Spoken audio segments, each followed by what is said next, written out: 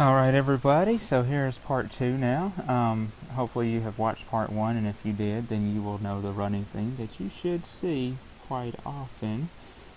JoeyJohnsonDO.com. Please, by all means, go there, donate your one-time only donation of $3. I would be very appreciative of it. It goes on to help some hungry college kids, my wife and myself, okay? As well as my little one. I've got a little daughter, okay? 9 years old. Come on, do it for the kids. Thanks a lot. But anyway, so biostats, we're on part 2. This little booger, okay, let's talk about this. So we see here we've got true positive and false positive across the top, and then we've got false negative and true negative on the bottom, right? Alright, and so then notice over here we've got test, and then up here this is disease, right? Alright, so basically, if we're wanting to know positive predictive value, we're just going to deal with the positives here, okay? Because I am a positive person. Can't you tell? Alright, so I positively think you're going to donate your $3. No, I'm just kidding. But honestly, so positive predictive value, we're going to gauge that by the true positives divided by true positive plus false positives, okay?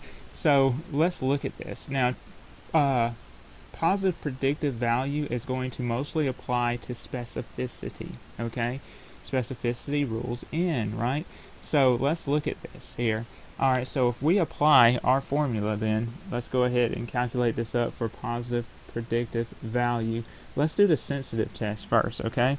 So the positive predictive value here, so you're going to have 7 over 7 plus your false positive number, which is 3. So what you're going to end up with is 7 over 10, or 70%, right? Okay, so now let's do it for over here, right? So for over here, positive predictive value is true positives, which is 5, alright? And we're going to put that over true positives, which is 5 again, plus false positives, which is 0.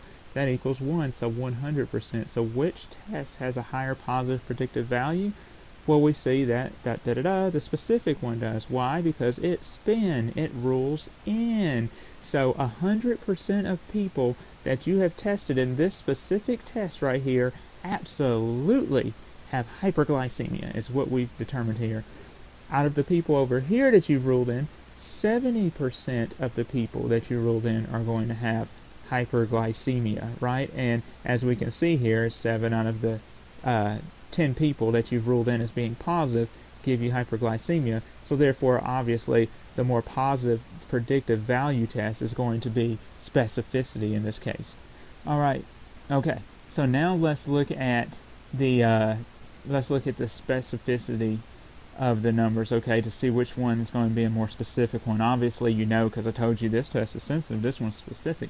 But let's just see, okay? So we're going to do the test for specificity now. Notice the test, the way that you calculate that value is true negative over true negative plus false positive, right? So let's go over here. We're going to act like you don't know anything, okay? You don't know. You don't know. You never saw it, right? Okay, so let's go. Which test is more positive? So we said that's going to be, alright, for the more specific test is going to be true negative, which in this case true negative is 5, over the true negative, which is 5 again, plus the false positives, right, which is 3, alright, and so that's going to equal 5 over 8, 5/8, right? And so we come over here, let's do the same thing. The true negative is 8, alright, and we're going to put that over 8 plus, and what did we say?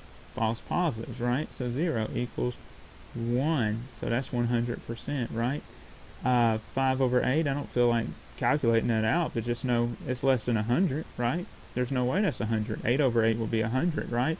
So this test is less specific, and this test was more specific. And what did we say when I told you didn't know anything? I know you saw it anyway. Don't play dumb with me. This was the specific test. Over here was the sensitive test, right? So what did we figure out? This test is more specific. Absolutely it is. Yes, 100% of people that you ruled in to have hyperglycemia on this column or in this test absolutely had it. Now, the people you ruled in over here, 5/8 of them had it, right? So this test was absolutely more specific. So that's the way you're going to use that little chart that I had there for you. You know what I mean? And I mean, obviously you can do it with the other ones. I just want to keep this sweet and short. And so that's how you're going to calculate your values for positive predictive value versus specificity and such. And know that the more specific a test is, then the higher the positive predictive value is. Specificity and sensitivity of the test, you're kind of setting those. Those are going to be standard, all right? But the positive predictive value and negative predictive values are going to go up and down depending on where you set the standards for the sensitivity and the specificity, okay? That $3, look at there. What does that mean? Oh, yeah, I asked you to donate if you can. I'm just playing.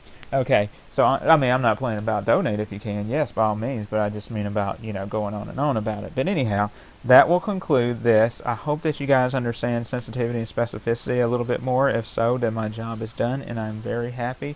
If not, then feel free, by all means, to contact me. Go to joeyjohnsondo.com. Leave me a comment. They are secure. They do not get posted publicly. The only reason I have it set up that way is so that way you have to put in an email, and I can make sure you're not a robot and you're not just like, just trolling or something of that nature. So by all means, go to my website, leave me a serious comment. I will be happy to communicate with you, and please leave me some, feedback. Let me know if this has helped or not, okay? Well, good luck, guys. Talk to you next time.